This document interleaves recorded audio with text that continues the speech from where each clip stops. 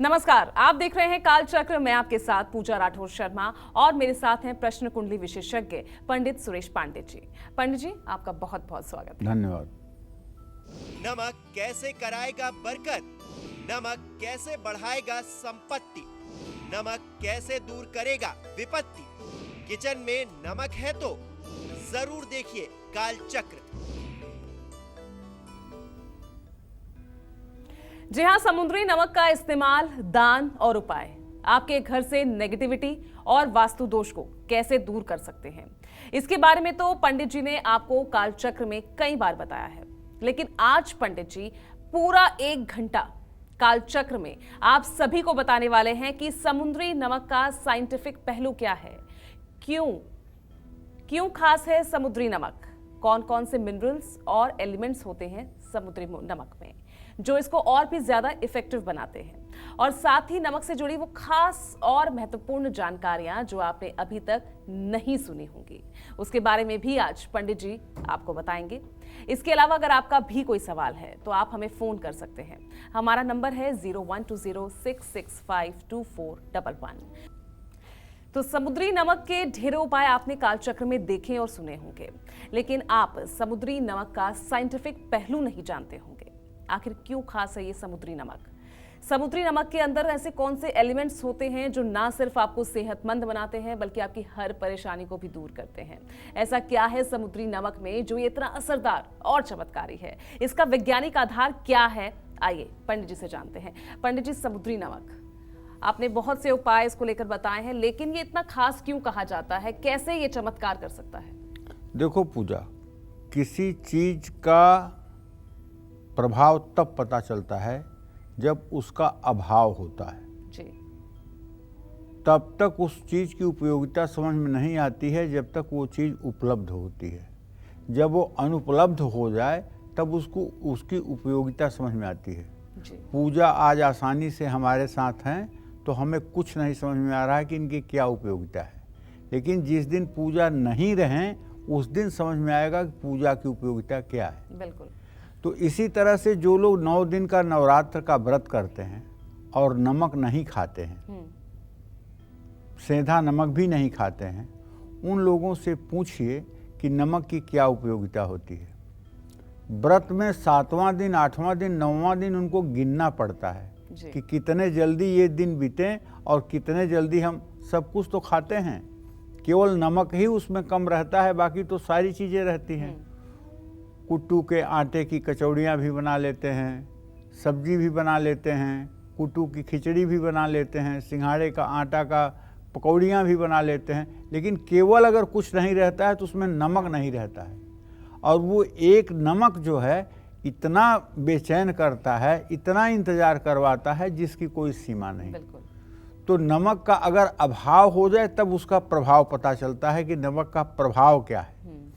तो कहने का मतलब ये है कि आपको बहुत बार समुद्री नमक घर में इस्तेमाल करने के लिए मैंने कहा है। मैंने कई बार आपको ये भी बताया है कि अगर आप अपने घर के वास्तु दोष को दूर करना चाहते हैं, अपनी मानसिक स्थिति को मजबूत करना चाहते हैं, तो हफ्ते में 1 बार कम से कम पानी में समुद्री नमक या सादा नमक पानी में मिलाकर अपने घर में पोछा लगवाएं। वैसे तो आप फिनाइल से पोछा लगवाते होंगे, लेकिन उसी फिनाइल वाले पानी में अगर 2 चम्मच नमक भी डाल दें और उससे पोछा लगवाएं तो घर की सारी नेगेटिविटी दूर हो जाएगी। आज आपको मैं ये बताऊंगा कि समुद्री नमक में ऐसा क्या है जो इसको अपने घर में रखने से, इसको खाने से, समुद्री नमक से कुछ उपाय करने से आपके जीवन और आपके घर से बड़ी बड़ी परेशानियां छूमंतर हो सकती हैं। ध्यान से सुनने की बात है। समुद्री नमक में 75 तरह के मिनरल और ट्रेस एलिमेंट होते हैं।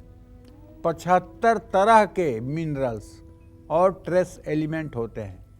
इसमें सबसे ज़्यादा सोडियम क्लोराइड की मात्रा होती है, इसीलिए नमक का रासायनिक सूत्र है NaCl, सोडियम क्लोराइड। सोडियम हमारी मांसपेशियों और हमारे नर्वस सिस्टम को सुचारू रूप से चलाने के लिए बहुत ज़रूरी है। क्लोराइड हमारे शरीर में ब्लड प्रेशर को संयमित रखता है।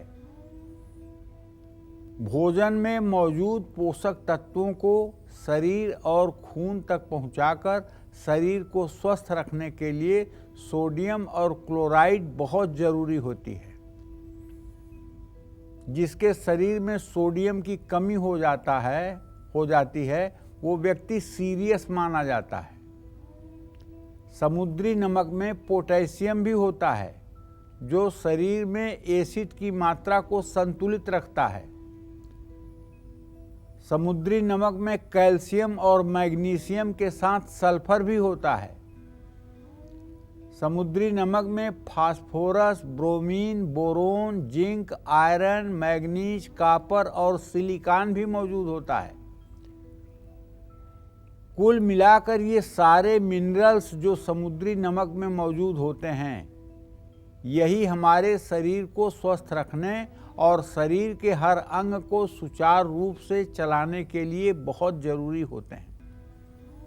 इसलिए समुद्री नमक को घर में रखने से और इसके कुछ उपाय करने से न सिर्फ शरीर स्वस्थ रहता है बल्कि मानसिक स्थिति और हमारी सोच पर भी इसका सकारात्मक प्रभाव पड़ता है।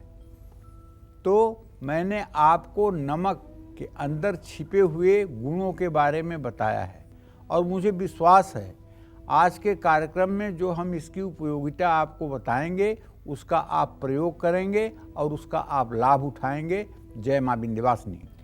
चलिए, इस बीच हमारे साथ एक कालचक्र दर्शक जुड़ गए हैं। सुभाष लखनऊ से हैं। सुभाष जी, सवाल पूछिए। प्रणाम पंडित जी। जय मां। हाँ, सदा सुखी रहिए। पंडित जी, मेरा छोटा बेटा है 7 साल का जी। उसका स्वास्थ्य ठीक नहीं रहता, उसके पेट में तकलीफ रहती है और वो पढ़ाई लिखाई के बारे में उसके बता दीजिए पंडित जी। देखिए भैया, ऐसा है, आपके पुत्र भाव का स्वामी बना बुध और उससे रोग भाव का स्वामी बना मंगल जो नीच राशि में बैठा हुआ है। आपके बेटे के पेट के रोग की तकलीफ कोई खास नहीं है। बस आपको 5 किलो गेहूं का आटा, 1 किलो गुड़, 1 किलो लाल मसूर, 1 तांबे का लोटा और 3 मीटर लाल कपड़ा, ये 5 मंगलवार बेटे के हाथ से किसी मंदिर में दान करवा दीजिए और किसी बाल रोग विशेषज्ञ चिकित्सक से परामर्श ले लीजिए। निश्चित रूप से थोड़ी सी दवाइयों में वो ठीक हो जाएगा। और हो सके तो हींग अगर घर में हो तो हींग को पानी में घोल करके उसके नाभि के चारों तरफ हींग लगा दीजिए। ये दिन भर में 2-3 बार 2-3 दिन तक इसको लगाइए, उसके पेट का रोग काफ़ी हद तक ठीक हो जाएगा।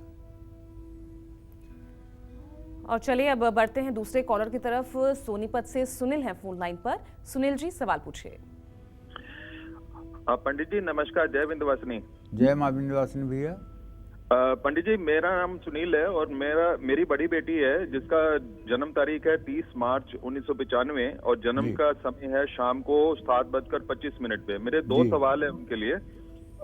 मेरी बेटी डिफेंस में जाने की इच्छा रखती है, उसके बारे में मैं थोड़ा जानना चाहता हूँ।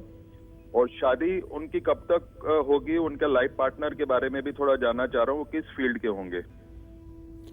देखो, डिफेंस में जाने का सपना उसका तो अच्छा है, लेकिन अब वो 28 साल की हो गई है और उसका मंगल नीच राशि में बैठा हुआ है। 10वें भाव का स्वामी बृहस्पति राहु के साथ गुरु चांडाल योग बना रहा है। इसलिए डिफेंस में जाने वाली बात बहुत हद तक मुझे ठीक नहीं दिखाई दे रही है, ऐसा होता हुआ नहीं दिखाई दे रहा है। और जहाँ तक उसके भविष्य का प्रश्न है, भविष्य उत्तम है, विवाह अच्छा होगा, दाम्पत्य जीवन अच्छा रहेगा, जीवन सुखी रहेगा। लेकिन डिफेंस में जाने वाली बात ज्योतिष के अनुसार सकारात्मक नहीं दिख रही है। चलिए, तो अब चर्चा को आगे बढ़ा लेते हैं। अब तक पंडित जी ने आपको समुद्री नमक की खासियत और साइंटिफिक पहलू के बारे में आपको बता दिया है, लेकिन मामूली से दिखने वाले इस समुद्री नमक में और भी बहुत से इफेक्टिव चीजें हैं जो आपको और आपके परिवार को खुशियों से भर सकती है। तो चलिए बिना वक्त गवाए पंडित जी से जान लेते हैं समुद्री नमक को घर में आखिर कहाँ रखने से दूर होती है नेगेटिव एनर्जी और आपके सभी बिगड़े काम बच जाते हैं। पंडित जी बताइए, कहाँ रखना चाहिए? देखिए, वास्तुशास्त्र के अनुसार, वास्तुशास्त्र क्या है जी? वास्तुशास्त्र का मतलब होता है प्रकृति के अनुसार व्यवस्था। प्रकृति के अनुसार अगर व्यवस्था कर ली जाए, जैसे प्रकृति का निर्माण है, जैसे पृथ्वी का निर्माण है, जैसे समुद्र है, जैसे नदियां हैं, अगर उस अनुरूप अपने जीवन को आप ढाल लें तो यही वास्तु का सबसे बड़ा महत्व है। जैसे सारी नदियां पश्चिम से पूरब की तरफ बहती हैं, एक नर्मदा को छोड़ दीजिए तो बाकी सारी नदियां पश्चिम से पूरब की ओर, दक्षिण से उत्तर की ओर बहती हैं। तो आपका घर भी हर समय पश्चिम और दक्षिण की तरफ ऊंचा होना चाहिए, पूरब और उत्तर की तरफ नीचा होना चाहिए। अगर पश्चिम की तरफ नीचा हो गया या दक्षिण की तरफ नीचा हो गया तो निश्चित रूप से ये बहुत बड़ा वास्तु दोष हो जाता है। तो वास्तुशास्त्र के अनुसार साबुत समुद्री नमक में सकारात्मक ऊर्जा को आकर्षित करने की क्षमता होती है। समुद्री नमक घर में रखने से नेगेटिव एनर्जी का प्रभाव कम हो जाता है। इसलिए हफ्ते में एक बार पानी में समुद्री नमक डाल करके इसका पोंछा पूरे घर में लगाना चाहिए। किसी भी त्योहार या मांगलिक कार्य में अपने घर में साबुत समुद्री नमक जरूर रखना चाहिए। इससे कोई भी पूजा या मांगलिक कार्य बिना रुकावट के पूरा होगा। और इसे शीशे के बाउल में रखना चाहिए, शीशे के कटोरे में रखना चाहिए। और वो भी कटोरा पतले कांच का नहीं होना चाहिए, मोटे कांच का होना चाहिए, ताकि अगर हल्की सी ठोकर भी लग जाए तो वो टूटे न। घर में समुद्री नमक रखने से आपके घर, आपकी सेहत, आपकी सोच और आपके व्यवहार पर इसका सीधा सकारात्मक प्रभाव पड़ेगा। साबुत समुद्री नमक को 4 ढक्कन वाले कांच के कटोरे में डालकर घर की चारों दिशाओं में रखने से वास्तु दोष दूर हो जाता है। जिन लोगों को डिप्रेशन है, एंजाइटी है और एंजाइटी की भयंकर समस्या है, उनको अपने दोनों हाथों में साबुत समुद्री नमक थोड़ी देर तक पकड़ करके रखना चाहिए और उसके बाद उसको रख देना चाहिए। कुछ देर बाद मुट्ठी खोलकर बचे हुए समुद्री नमक को वॉश बेसिन में डाल देना चाहिए। इससे शरीर की सारी निगेटिव एनर्जी उस नमक के साथ निकल करके बाहर चली जाएगी। अगर आपके हाथ में बहुत पसीना आता है, पैरों में इतना पसीना आता है कि स्लीपर फिसलने लगता है और इसका इलाज आपको नहीं मिल पा रहा है, तो आप साबुत समुद्री नमक को दोनों मुट्ठियों में अपने बंद करके 5 मिनट तक रखिए और उसके बाद हाथ को वॉश बेसिन में धो दीजिए। आप देखिए पसीने का आना भी कम हो जाएगा और आपका स्वास्थ्य भी ठीक हो जाएगा, आपकी नेगेटिविटी भी दूर हो जाएगी। जय मां विंध्यवासिनी। चलिए, इस बीच हमारे साथ कालचक्र दर्शक जुड़ गए हैं, अरुण वाराणसी से। अरुण जी, सवाल पूछिए। हाँ, प्रणाम पंडित जी। हेलो। हाँ अरुण जी। हाँ सर, मेरा डेट ऑफ बर्थ 22 सितंबर 1976 है, शाम को 6:45 पर। सर अभी तक मेरा कोई भी जीवोपार्जन का मतलब कोई भी नहीं बन पाया है, अभी तक मैं पैर पे नहीं खड़े हो पाए हैं। आपके प्रश्न के आधार पर मंगल और शनि 6ठे 8वें बैठे हुए हैं, जो इस बात का संकेत करते हैं कि आपके अंदर भयंकर महत्वाकांक्षा का अभाव है।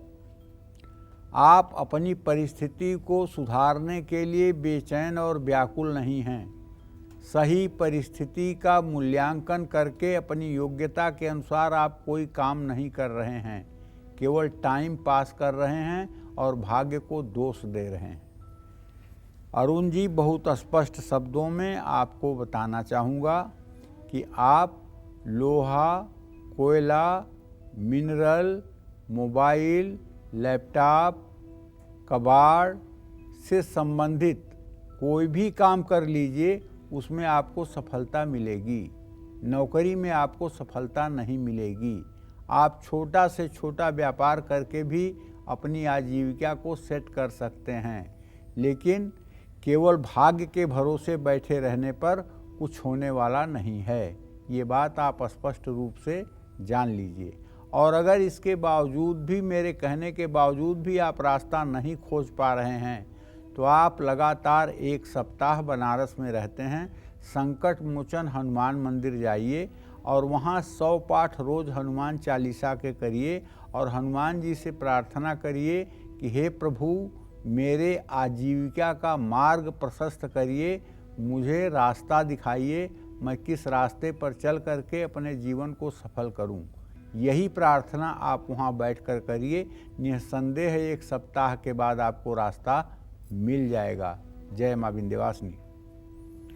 आज कालचक्र में पंडित जी समुद्री नमक से जुड़े वो खास उपाय बता रहे हैं जो ना आपने पहले कभी सुने। और देखिए, ये उपाय बेहद सरल हैं और असरदार भी हैं कि कोई भी व्यक्ति इसे बहुत आसानी से करके अपनी सोई हुई किस्मत को जगा सकता है।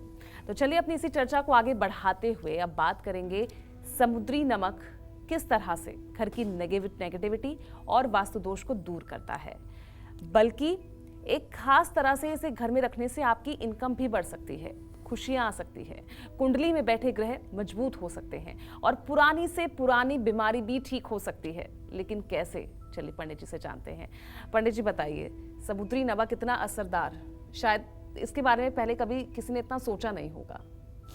देखिए, ऐसा है, कांच की मजबूत बोतल में समुद्री नमक भरकर इसमें 1 लौंग डालकर अपने घर में रखने से आमदनी बढ़ती है, धन लाभ होता है और घर में सुख समृद्धि आती है।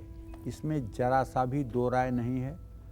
2 रुपए का नमक 1 बोतल और 1 लौंग डाल करके आप अपने घर के अंदर रख करके इसको ट्राई कर लीजिए। जिन लोगों की जन्म कुंडली में मंगल कर्क राशि का है या अस्त है या कमजोर है या पापक ग्रहों से पीड़ित है, ऐसे लोगों को समुद्री नमक का उपाय जरूर करना चाहिए। लेकिन जिन लोगों की कुंडली में चंद्रमा कमजोर है, ऐसे लोगों को समुद्री नमक का उपाय बिल्कुल नहीं करना चाहिए। खास करके वृश्चिक राशि में पैदा हुए लोग और वृश्चिक लग्न में पैदा हुए लोग और वृश्चिक के नवमांश में जिनका चंद्रमा हो, उन्हें समुद्री नमक का इस्तेमाल नहीं करना चाहिए। जिन लोगों को अपने घर में या बाहर स्ट्रेस होता है, उनको हर रोज पानी में थोड़ा सा साबुत समुद्री नमक डाल करके उससे नहाना भी चाहिए। जिन लोगों को किसी की बुरी नज़र लगी होती है, उनको साबुत समुद्री नमक को अपने सिर से 7 बार फेर करके नदी में या वॉश बेसिन में ही प्रवाहित कर देना चाहिए। जो व्यक्ति बहुत लंबे समय से बीमार चल रहा है, उसके सिरहाने एक कांच की बोतल में समुद्री नमक भरकर हमेशा रखना चाहिए और समय समय पर इस नमक को बदलते रहना चाहिए। जिन लोगों का शुक्र ग्रह बहुत कमजोर है, जिन पुरुषों को स्पर्म की समस्या है, जिन महिलाओं के अंडे ठीक से नहीं बनते हैं, उनको भी चाहिए कि हर शुक्रवार को साबुत समुद्री नमक का दान जरूर करें। साबुत समुद्री नमक का दान करने से शुक्र ग्रह मजबूत होता है और संतान प्राप्ति में सहायता मिलती है। जय मां विंध्यवासिनी। चलिए, इस बीच हमारे साथ एक कालचक्र दर्शक जुड़ गए हैं। सुषमा है सहारनपुर से। सवाल पूछिए सुषमा जी। हेलो पंडित जी, राम राम। राम राम बेटा। पंडित जी, मेरा नाम सुषमा है और मेरे पति का नाम मिस्टर संजय कुमार। पंडित जी, मेरी डेट ऑफ बर्थ तो पता नहीं, पर मेरी 45-44 के आसपास एज है। और पंडित जी, मेरे ना पैरों के दोनों अंगूठों के जो नाखून है वो और हाथ के दोनों अंगूठों के नाखून ना पके रहते हैं, पस पड़ी रहती है और आसपास की उंगलियों के भी खराब होने शुरू हो गए। और मेरे पति की भी मतलब तबीयत ठीक नहीं रहती, तो बीमार से ही रहते हैं। मतलब वैसे चलते फिरते हैं पर लेकिन ठीक नहीं रहते हुए। उनके होंठ भी काले पड़ रहे हैं और उनको ना स्टंट डाला था अभी पिछले साल जून में, तो उनकी तबीयत ठीक नहीं रहती। देखो सुषमा, तुम्हारे बारे में तो यही बताना चाहूँगा। 5 किलो चावल, 3 मीटर सफ़ेद कपड़ा, एक शंख, एक मोती की माला और एक चांदी का सिक्का। ये आप सोमवार के दिन किसी शिव मंदिर के पुजारी को दान कर दीजिए और ये दान हर 6 महीने पर 5 बार आप करिए। आपके पैरों में जो हर समय मवाद की स्थिति बनती है, उसके लिए एक बार आपको चाहिए कि अपनी प्लेटलेट का भी जांच करवाएं। कहीं आपका खून गाढ़ा तो नहीं हो रहा है, कहीं आपका प्लेटलेट 4.5 लाख से ज़्यादा तो नहीं हो रहा है, यह भी एक बात हो सकती है। इसलिए आप अपनी जांच भी करवाएं और ये उपाय भी करें, इससे आप ठीक हो जाएंगी। सुषमा, जहाँ तक तुमने अपने पति के बारे में पूछा है, तो उनके बारे में ये बताना चाहता हूँ बेटा कि उनका जो रोग भाव का स्वामी है वो शनि है। उन्हें और कोई प्रॉब्लम नहीं है, उन्हें केवल नसों से संबंधित और एसिडिटी और वायु विकार से समस्या है, जिसके कारण वो कमजोरी फील करते हैं और जिसके कारण वो अपने कार्य को सुचारू रूप से कर नहीं पाते हैं। अगर हर शनिवार को सायंकाल हनुमान जी के चित्र के सामने तिल के तेल का दिया जलाकर, बतासा या लड्डू का भोग लगाकर और सुंदरकांड का पाठ करना शुरू कर दें तो 1 वर्ष के अंदर उनकी सारी समस्याएं समाप्त हो सकती हैं। ऐसा मुझे पूरा विश्वास है। जय मां विंध्यवासिनी। चलिए आगे बढ़ते हैं और चर्चा को आगे बढ़ाते हैं। समुद्री नमक का इस्तेमाल, समुद्री नमक का दान और समुद्री नमक का उपाय आपको कोर्ट केस में जीत दिला सकता है, शादी में आ रही रुकावटें दूर कर सकता है और रिश्तों में प्यार भी बढ़ा सकता है। लेकिन कैसे, चलिए जानते हैं पंडित जी से। पंडित जी बताइए।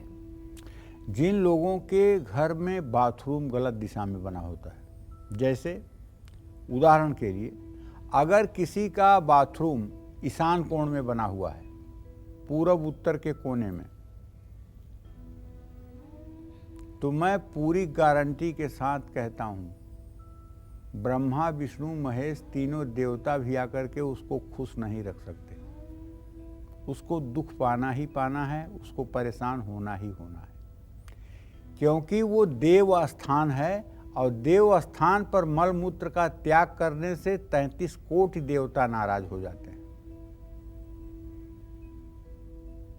इसका वास्तुशास्त्र में कोई उपाय ही नहीं है। इसका उपाय तो सीधे होता है कि बाथरूम को बंद कर दिया जाए, उसकी फर्श को तोड़ करके फिर से उसे ठीक से बना करके उस जगह पर पूजा स्थान स्थापित की जाए। हाँ, अगर आपका बाथरूम ईस्ट वेस्ट फेसिंग है, या तो आप कमोड पर पूरब की तरफ मुंह करके बैठते हैं या पश्चिम की तरफ मुंह करके बैठते हैं, तो ये भी एक प्रकार का वास्तु दोष है, क्योंकि नॉर्थ साउथ फेसिंग ही कमोड या टॉयलेट का सीट होना चाहिए। तो ऐसे में आपको अगर दोष है तो कांच के बाउल में, कांच के बर्तन में साबुत समुद्री नमक भर करके एक कोने में रख देना चाहिए और समुद्री नमक को समय समय पर बदलते रहना चाहिए। 27 शुक्रवार तक श्रृंगार के सामान के साथ साथ समुद्री नमक का भी दान करना चाहिए। किसी सुहागन स्त्री को करने से कानूनी मामलों में जीत मिलेगी। अच्छा, क्या आपने कभी सुना होगा कि नमक से भी हवन होती है? बड़ा आश्चर्य हो रहा होगा आपको कि अभी तक तो अगर तगर नागर मोथा कूट छणीला जटा मासी सुगंध वाला देवदारू का चूरा चंदन भूरा, यही सब तो सुना है हवन के लिए। हवन में अभी नमक का नाम तो कभी नहीं सुना कि नमक से भी हवन होती है, लेकिन होती है। मैं आपको बता रहा हूँ, माता बगलामुखी की जब पूजा होती है, माता बगलामुखी स्तंभिनी है। मुकदमे में जीत के लिए, शत्रु को पराजित करने के लिए, किसी का स्तंभन करने के लिए माँ बगलामुखी की पूजा होती है। माँ बगलामुखी को ब्रह्मास्त्र विद्या भी कहा जाता है। कहा जाता है कि इनका मारा कोई बचता नहीं और इनके बचाए हुए को कोई मार नहीं सकता। तो इनकी जो हवन होती है उसमें 4 मुख्य चीज़ें होती हैं। एक तो होता है नमक, एक होता है घी, एक होता है हल्दी का बूरा, हल्दी का पाउडर, और एक होता है गेंदे के फूल की पंखुड़ियाँ। ये 4 चीज़ों से ही हवन किया जाता है। माँ बगलामुखी का हवन इन 4 चीज़ों से ही किया जाता है। ये शास्त्र सम्मत बात कह रहा हूँ, कोई अपने मन से नहीं ये बात पैदा कर रहा हूँ। तो माँ बगलामुखी की उपासना में नमक से हवन करने का विधान है। अकाल मृत्यु की स्थिति, ऐसी हवन करने से अकाल मृत्यु की स्थिति कभी नहीं आएगी और शत्रु पीड़ा कभी आपको प्रभावित नहीं कर पाएगी। शादी में आ रही रुकावट को दूर करने के लिए किसी भी शुक्रवार को नमक का एक पैकेट खरीद कर इसको अपने घर की नमकदानी में मिला लीजिए और ये उपाय 27 शुक्रवार बिना रुकावट के करिए। इससे आपके जीवन में कई अच्छे और बड़े बदलाव आएंगे। समुद्री नमक को कभी भी ज़मीन पर नहीं फेंकना चाहिए। समुद्री नमक ज़रूरत के हिसाब से ही इस्तेमाल करना चाहिए। इसकी बर्बादी करने से आपको फ़ायदा नहीं मिल पाएगा। समुद्री नमक का कोई भी दूसरा नमक किसी भी व्यक्ति के हाथ में नहीं पकड़ाना चाहिए। जो लोग तनाव में हैं या हमेशा दबाव में काम करते हैं उनको नमक का सेवन कम से कम करना चाहिए। जय माँ विंध्यवासिनी। तो चलिए, आज हम बेहद ही महत्वपूर्ण डिस्कशन कर रहे हैं समुद्री नमक को लेकर। तो पंडित जी, समुद्री नमक के उपायों के बारे में तो आपने बता दिया, लेकिन अब वो खास जानकारी जानना चाह रहे हैं दर्शक जो अब तक आपने नहीं दी, बताइए। देखिए, अपने सभी दर्शकों को बताना चाहूँगा कि नमक को चंद्र और शुक्र का प्रतिनिधि माना जाता है। नमक को आप किसी स्टील या लोहे के बर्तन में रखते हैं तो ये चंद्र और शनि का मिलन योग होगा जो बहुत घातक सिद्ध होगा, क्योंकि चंद्र शनि की युति को ज्योतिष शास्त्र में क्या कहते हैं? विष योग। चंद्र शनि की दृष्टि भी संपूर्ण हो जाए तो विष योग होता है। तो इसी तरह से अगर स्टील के बर्तन में या लोहे के बर्तन में नमक अगर रखा जाएगा तो ये चंद्र शनि का एक तरह से मिलन ही माना जाएगा। और नमक को किसी प्लास्टिक के डब्बे में भी नहीं रखना चाहिए। नमक को सिर्फ और सिर्फ कांच के ही बर्तन में रखना चाहिए, ये बात ध्यान रखना चाहिए। नमक का गिरना कभी शुभ नहीं माना जाता है। भोजन बनाते समय नमक नहीं चखना चाहिए, इससे दरिद्रता आती है। जो लोग भोजन बनाते भी रहते हैं, थोड़ा सा चम्मच से निकाल के चखते भी रहते हैं, ऐसे घर की महिलाएं घर में दरिद्र का निमंत्रण देती हैं, घर में दरिद्रता आती है। नमक सीधे सीधे किसी को हाथ में रख कर के भी नहीं देना चाहिए। नमक का पैकेट भी देने से बचना चाहिए।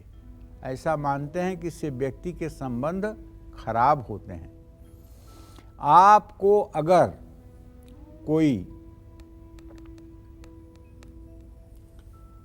व्यक्ति पसंद नहीं है तो उससे नमक उधार आपको बिल्कुल नहीं लेना चाहिए। और शनि अगर कुंडली में कमजोर है तो भोजन में काले नमक का इस्तेमाल ज़्यादा करना चाहिए। कुंडली में चंद्रमा कमजोर है तो सेंधा नमक का इस्तेमाल ज़्यादा करना चाहिए। मंगल कुंडली में कमजोर है तो भोजन में समुद्री नमक का इस्तेमाल करना चाहिए। ये सब उपाय आपके जीवन में परिवर्तन करेंगे, ऐसी हमारी मान्यता है। जय मां विंध्यवासिनी। और आइए अब बात करते हैं आज के लकी ईमेल कुंडली विजेता की। तो आज की हमारी कुंडली विजेता है काशीपुर उत्तराखंड की रहने वाली वर्तिका भट्ट, और इन्होंने हमें ईमेल के जरिए अपनी नौकरी और भविष्य के बारे में जानना चाहा है। तो पंडित जी, मैं आपको डिटेल्स आपको दे देती हूँ इनकी। ये नाम है इनका वर्तिका भट्ट। जन्म की तिथि है 15 फरवरी 1997 जी। जन्म का समय है दोपहर के 12:30 बजे जी। जन्म का स्थान काशीपुर।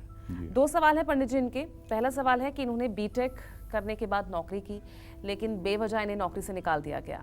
अब ये अपनी नई नौकरी कब मिलेगी ये जानना चाह रही है, और करियर इनका कैसा रहेगा। दूसरा सवाल है इनकी शादी कब तक होगी। देखो, ऐसा है, वर्तिका का जन्म 15 फरवरी 1997 को 12:30 बजे दिन काशीपुर उत्तरांचल में हुआ। इनका जन्म वृषभ लग्न में हुआ है और इनकी जन्म राशि भी वृषभ राशि है। इस समय इनकी राहु की महादशा चल रही है। राहु में शुक्र की अंतरदशा चल रही है। इनके आजीविका भाव का स्वामी शनि है, जो केतु के साथ एकादश भाव में बैठा हुआ है।